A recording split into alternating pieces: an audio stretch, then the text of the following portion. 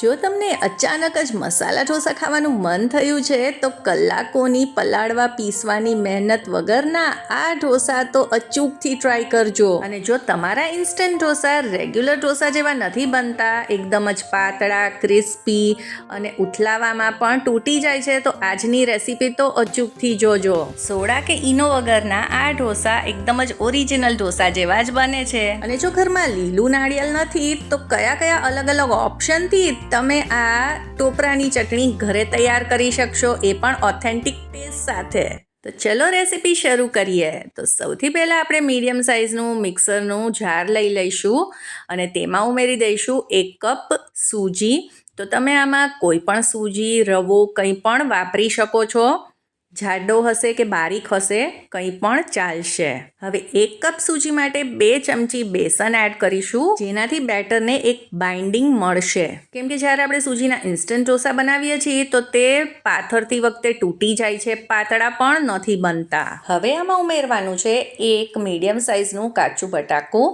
તો બટાકાને આપણે medium સાઇઝના piece કરી અને આમાં એડ કરી દઈશું. હવે આપણે ઇન્સ્ટન્ટ ઢોસા તૈયાર કરીએ છીએ, એટલે જો કાચું બટેટું ઉમેરશું ને તો સરસ ક્રિસ્પી પણ બનશે અને તેનો સ્વાદ પણ ખૂબ જ સરસ આવશે. હવે આમાં સ્વાદ પ્રમાણે મીઠું ઉમેરી દઈએ. સાથે જ મીઠા લીમડાની એક ડાળીના પાન ઉમેરી દઈશું. આનાથી પણ ફ્લેવર અને સુગંધ સરસ આવશે. હવે ખીરામાં ખટાશ અને ઇન્સ્ટન્ટ આથા માટે અડધો કપ આપણે ખાટું દહીં ઉમેરી દઈશું. જો ખાટું દહીં ના હોય તો તમે મોરું દહીં પણ ઉમેરી શકો છો, પણ ખાટા દહીંથી સરસ રિઝલ્ટ મળે છે. બધી જ વસ્તુ સરસ રીતે ગ્રાઇન્ડ થાય તેના માટે 1/4 કપ જેટલું પાણી ઉમેરીશું અને હવે આ બધી જ વસ્તુને એકદમ જ બારીક પીસી લઈશું. તો બેટરની કન્સિસ્ટન્સી આટલી હોવી જોઈએ. હવે આને આપણે એક મિક્સિંગ બોલમાં કાઢી લઈએ અને બેટર થોડુંક ઘાટું છે, એટલે આ મિક્સર જારમાં થોડુંક પાણી ઉમેરીને તેને આમાં એડ કરી દઈશ. હવે આ મિક્સ કર્યા પછી પણ મને થોડાક પાણીની જરૂર લાગી રહી હતી, કેમ કે સૂજી હજી ફૂલશે અને બેટર ઘાટું બનશે, એટલે મેં આમાં પાછું 1 કપથી પણ ઓછું પાણી ઉમેર્યું છે. આમ તો આ બેટરને રેસ્ટ આપવાની જરૂર નથી, પણ 5-10 મિનિટ આપણે જો રાખીશું તો તે સરસ રીતે સેટ થઈ જશે.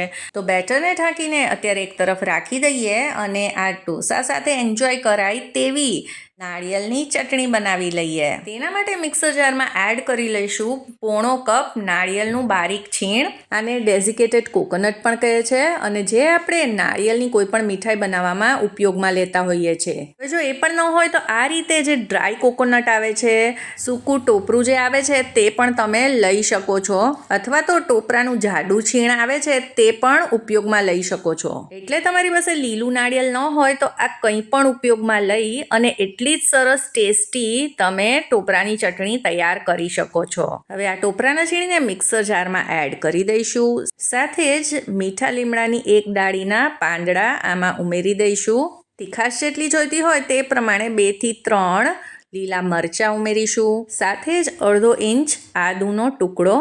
મારી પાસે ફ્રેશ ફુદીનો હતો તો મેં થોડાક પાન એના પણ એડ કર્યા છે. આનાથી ફ્લેવર બહુ સરસ આવશે. આની જગ્યાએ તમે લીલા ધાણા પણ થોડાક એડ કરી શકો છો. હવે હું તો આજે મસાલા ઢોસા તૈયાર કરવાની છું અને તેનો મસાલા બનાવવા માટે મેં અહીંયા ચણાની અને અડદની દાળને શેકીને પલાળી રાખેલી અડધો કલાક માટે, તેમાંથી 2 ચમચી જેટલી હું દાળ આમાં નાખીશ. હવે જો તમે ખાલી ઢોસા, સિમ્પલ ઢોસા તૈયાર કરતા હો અને આ તમારી પાસે પલાળેલી દાળ ન હોય તો આ રીતે જે દાળિયાની દાળ આવે છે તે તમે 2 ચમચી ઉમેરી શકો છો અને તો પણ તમને તેવો જ સરસ ટેસ્ટ મળશે. હવે ઉમેરી દઈએ સ્વાદ પ્રમાણે મીઠું અને સાથે જ 1/4 કપ જેટલું દહીં ઉમેર્યું છે. આ શૂટ કરવાનું રહી ગયું હતું, એટલે જે કપથી આપણે નાળિયેરનું છીણ લીધું છે તે જ કપથી 1/4 કપ જેટલું દહીં ઉમેરવાનું છે. હવે દહીં ન ઉમેરવું હોય તો તમે તેની જગ્યાએ પાણીમાં આ ચટણી તૈયાર કરી શકો છો, પણ દહીંથી સરસ ટેસ્ટ આવે છે. તો આ બધી જ વસ્તુને આપણે પીસીને ચટણી તૈયાર કરી લીધી છે. તો ફુદીનાના પાન કે પછી કોથમીર એડ કરશો ને તો આવો સરસ કલર પણ આવશે અને ફ્રેશનેસ પણ આવશે. હવે આને એક બોલમાં કાઢી લઈએ ચટણીને અને પછી આપણે આનો એક વઘાર પણ તૈયાર કરી લઈએ, જેથી કરીને ચટણીનો ટેસ્ટ વધારે સરસ આવશે. હવે કન્સિસ્ટન્સી તમે જાડી પાતળી રાખી શકો છો. હવે ચટણીના વઘાર માટે વઘારિયામાં 2 ચમચી તેલ ઉમેરી દઈએ. તેલ થોડુંક ગરમ થાય એટલે તેમાં અડધી ચમચી રાઈ, થોડુંક જીરું ઉમેરીએ. સાથે જ લાલ સૂકા મરચાં, 7-8 મીઠા લીમડાના પાન ઉમેરી દઈએ. અને વઘાર આવી જાય એટલે ગેસની ફ્લેમને બંધ કરી દઈશું. આમાં ચપટી હિંગ ઉમેરી અને આ વઘારને આપણે એડ કરી દઈશું આપણી આ ચટણીમાં. તો ઇન્સ્ટન્ટ ઢોસા સાથે આ ઇન્સ્ટન્ટ ચટણી પણ તૈયાર છે. તો આ તમે બાળકોને ટિફિનમાં પણ આપી શકો છો.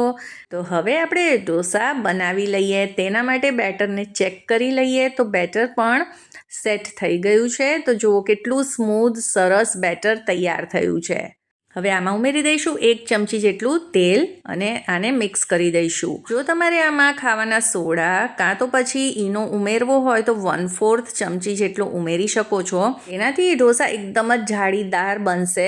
પણ હું જ્યાં સુધી બને ત્યાં સુધી સોડા કે ઈનોનો ઉપયોગ નથી કરતી રસોઈમાં, એટલે મેં આજે નથી નાખ્યા. તો ઢોસા તૈયાર કરવા માટે લોઢી ગરમ થઈ ગઈ છે. ફ્લેમને ધીમી કરી થોડુંક પાણી છાંટીશું અને કપડાથી આ રીતે લૂછી લઈશું. હવે લોઢીનું તાપમાન એકદમ પ્રોપર છે, ન વધારે ગરમ ન એકદમ ઠંડી, એટલે ઢોસા એકદમ સરસ રીતે પથરાશે અને બનશે. તો આમાં 2 મોટા ચમચા ઢોસાનું ખીરું એડ કરી દઈશું અને પછી આને પાથરી દઈશું અને એક મીડિયમ સાઇઝનો ઢોસો આમાંથી તૈયાર કરીશું. હવે ઢોસો પાથર્યા પછી આપણે ફ્લેમને મીડિયમ કરી દઈશું. હવે સોડા કે ઈનો વગર પણ આ ઢોસામાં થોડીક તો જાડી બની છે. હવે ઢોસાની કિનારીએ આપણે તેલ થોડુંક નાખી દઈશું અને 1-8 મિનિટ પછી જ્યારે ઢોસાની સાઈડ ઉપરથી કૂક થઈ જાય તો આપણે થોડુંક બટર પણ લગાવી દઈશું. હવે બટર લગાવવું ઓપ્શનલ છે. તમે આને ખાલી તેલમાં પણ તૈયાર કરી શકો છો. ઉપરથી થોડો સાંભાર પાવડર સ્પ્રિંકલ કરીશું. સાંભાર પાવડરથી પણ સ્વાદ સરસ આવે છે. હું આજે મસાલા ઢોસા તૈયાર કરવાની છું એટલે મેં અહીંયા બટેટાનો મસાલો તૈયાર કર્યો છે. તે 2 ચમચી જેટલો આમાં વચ્ચે એડ કરી દઈશું અને પછી તેને આ રીતના પાથરી દઈશું. હવે અત્યારે તો હું આમાં બાળકોનું ફેવરેટ ચીઝ એડ કરી રહી છું. પણ જો તમારે આને વધારે હેલ્ધી બનાવવા હોય તો તમે આમાં પનીર કે ટોફુ પણ એડ કરી શકો છો આ રીતે ખમણીને. હવે આ બધી જ પ્રોસેસ વખતે ફ્લેમને લો જ રાખવાની છે, નહીતર પછી ઢોસો બળી જશે. અને આજના ઇન્સ્ટન્ટ ખીરામાં આપણે ચણાનો લોટ અને બટેટાનો ઉપયોગ કર્યો છે, એટલે આના ઢોસા આ રીતે થોડાક પીળાશ પડતા તૈયાર થશે. હવે ઢોસાને ફોલ્ડ કરી લીધા છે. હવે આમ તો ઢોસા તૈયાર છે, પણ હું આને ફેરવીને થોડુંક કૂક કરીશ જેથી કરીને ચીઝ પણ મેલ્ટ થઈ જાય. અને હવે આ ઢોસાને આપણે ઉતારી લઈશું. આ ઇન્સ્ટન્ટ અને ટેસ્ટી ઢોસા એક વખત જરૂરથી ટ્રાય કરજો. અને જો આજની આ રેસીપી તમને પસંદ આવી હોય તો તેને એક લાઈક કરી દેજો. તમારા ફ્રેન્ડ્સ અને ફેમિલીમાં શેર કરજો. અને મારી ચેનલ ચાર્મીઝ ગુજરાતી રસોઈને સબસ્ક્રાઇબ કરવાનું બિલકુલ ના ભૂલતા. મળીએ કાલે ફરી નવી રેસીપી સાથે. સૌને જય શ્રી કૃષ્ણ.